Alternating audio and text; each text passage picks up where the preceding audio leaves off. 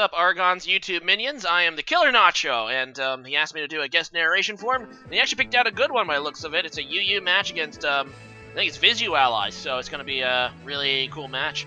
I already see some really interesting stuff, actually, on both sides here. I did record this battle, but I was trying not to pay attention to it, so I actually don't even know what happened, so I'm going to kind of do it live. I saw a couple things, not the ending though. I made sure I just, I hit it on my screen, so I only saw the turn count. So I don't even know what happens. Should be pretty interesting. This is a UU match, I believe, as I said. And yeah, so it looks like Argon's gonna go ahead and lead with that Hydreigon as, Vizually leads with the Moltres, which honestly is incredibly interesting in UU. So right off the bat, a Draco Meteor and a Mist Hurricane. That's really unfortunate for Viz. But he's going to have to switch out. He's going to go into his Nihilego, who has excellent special bulk to be able to take a Draco Meteor. I assume this is going to be like a... It looks like that was Scarf damage on that Hydreigon, if I had to guess. That's going to do absolutely nothing at -2 to the Nihilego. And, yeah, so this Nihilego is going to be probably pretty interesting. We're going to see maybe he'll set up Stealth Rocks. We'll find out in a second. In comes the Hungry Hippo, though, the Hippowdon on Argon's field. As, yeah, he does go for the Stealth Rocks, so I called it. Ha! So, yeah, I don't think Nihilego wants to stay in here to take an Earthquake. So, in comes Moltres again, probably just as fodder, or he's probably predicting Argon to go set up Stealth Rocks himself. And yeah, there it is. Unfortunately, this Moltres does not seem to be able to, is not going to be able to do much in this match due to, well, missing the Hurricane and then getting nailed by a Draco Meteor. So there's a Hurricane. Actually, that does really nice damage. Makes me wonder if that's actually a Specs Moltres. But it does a ton of damage to the Hippowdon as the Moltres takes the Toxic. I think it's going to die now. Yeah, it looks like it's going to die to the Toxic Poison as well as the Sandstorm. So, an early advantage here for Argon, but not an insurmountable one. And we'll see what happens. In comes Nihilego. Nihilego is a pretty cool mon. I really like Nihilego. If you were following my league, the NGDL, it was... Actually, no, it was the PGBL I had Nihilego. And it is really, really something. You do a lot with Nihilego. But anyway, in comes his Hydreigon again as a Grass Knot comes. That's an excellent prediction, actually, on the part of Argon there going into that. Maybe he was predicting the Grass Knot, and he just goes for a U-turn. He was predicting Viz to switch out and maybe preserve Nihilego, but honestly, I mean, I don't know if Nihilego could have lived a Draco Meteor, but it is excellent special. Actually, no, the Sandstorms. I think definitely could have lived a Draco Meteor. I think it definitely could have, because the Sandstorm is increasing its special defense as well, and Nihilego has really, really excellent special bulk. So heads up play by Viz. Argon just goes for the safe play, and ends up getting his Hippowdon here a little bit nailed, and it's going to go and now die to this Grass Knot, which is actually going to give +1 special attack to Nihilego. But the Sandstorm down, I don't know if Nihilego... Yeah, here comes Hydreigon. The Scarf Hydreigon is going to come in. I don't think that he has enough to survive a Draco without the Sandstorm being up. Even with all the special bulk in the world, Hydreigon is one of the premier special attackers in the tier. Going to be able to get the KO there with a Draco Meteor, taking out the Nihilego, but still not bad. Anyway, Silvalley's going to come in. That's really interesting to see in UU.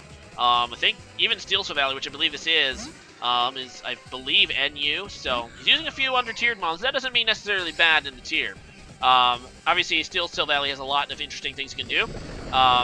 Limited move pool, which is why Silvally tends to be low in tier, but with obviously any typing you want and interesting moves like Parting Shot and Toxic, you can still do a lot of stuff with Silvally.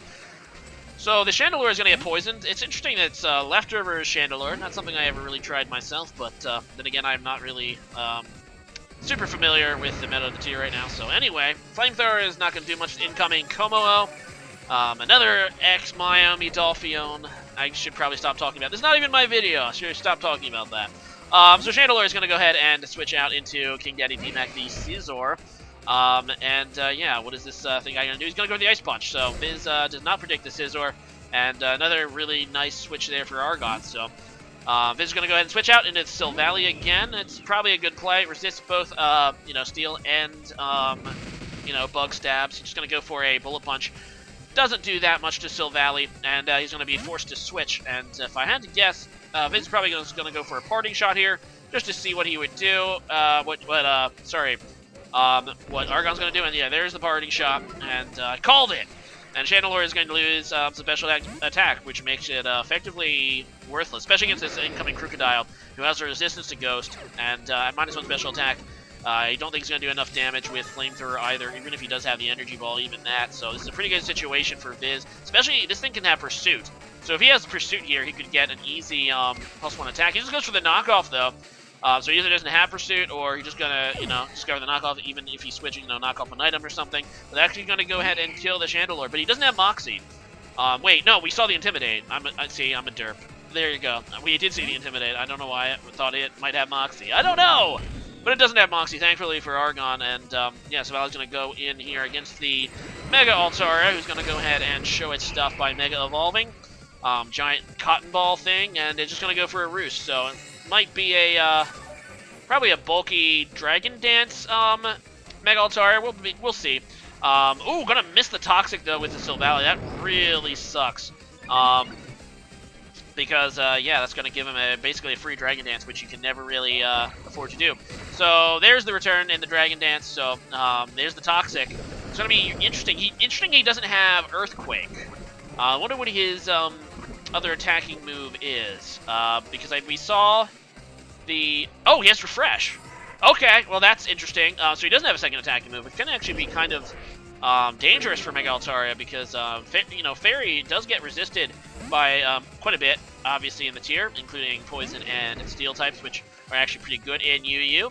So that's really interesting play. I usually like to carry like Earthquake, but Refresh definitely helps him there, especially since that first Toxic missed. He didn't have to reveal. He had to reveal it like a turn later, and he got another free Dragon Dance out of it. So not too bad, and he just gets rid of that Toxic. So it's interesting. A Dragon Dance Refresh. Mega Altaria is doing real work now against Viz, and he's just forced to go in. That's weird. He's forced to go into Crocodile, but he doesn't have better options, I guess. And Argon's is going to try to set up now, so pretty wise, actually. Even like Banded, Crocodile, I mean, depending on the spread of this Mega Altaria, and there it is, a return. The Earthquake doesn't do that much, and that is a super effective return, and now Viz is probably backed to a corner, but he still has this assumedly Mega Slowbro. Even regular Slowbro should be able to wall this thing. I didn't know why he didn't go into this sooner. Instead of he went into Crocodile. Yeah, because Mega Slowbro, especially when it Mega Evolves, it can't be crit. We already know his only attacking move is Return. And it looks like he doesn't have maximum attack investment on this Altaria. You'd think that this Slowbro should be able to sit up here. I wonder if it doesn't have Ice Beam, though. Because I feel like if it had Ice Beam, he would have definitely went into this earlier. This might be a weird Slowbro set, but he does have Calm Mind. He's going to go for it. And yeah, that's good. And we'll see how much he can do. I think this Mega Altaria is up to, like, what, this is maybe third Dragon Dance. He went for a turn to see how much it would do. But now I think he has 3, maybe 4. I should have been counting.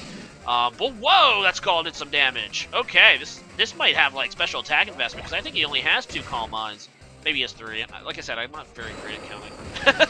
Well, I am in battle, but it's fed up like this. I don't know.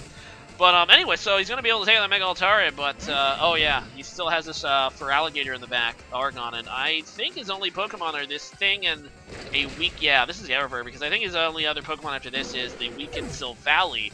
So, good job, Argon. Congratulations on this win. Never a good opponent, too. Viz is a really cool guy. Really great Draft League battler. But no, it's definitely an interesting UU game on both sides. So, thanks for the opportunity to do a guest narration here, Argon. And, yeah, I'll see you guys later.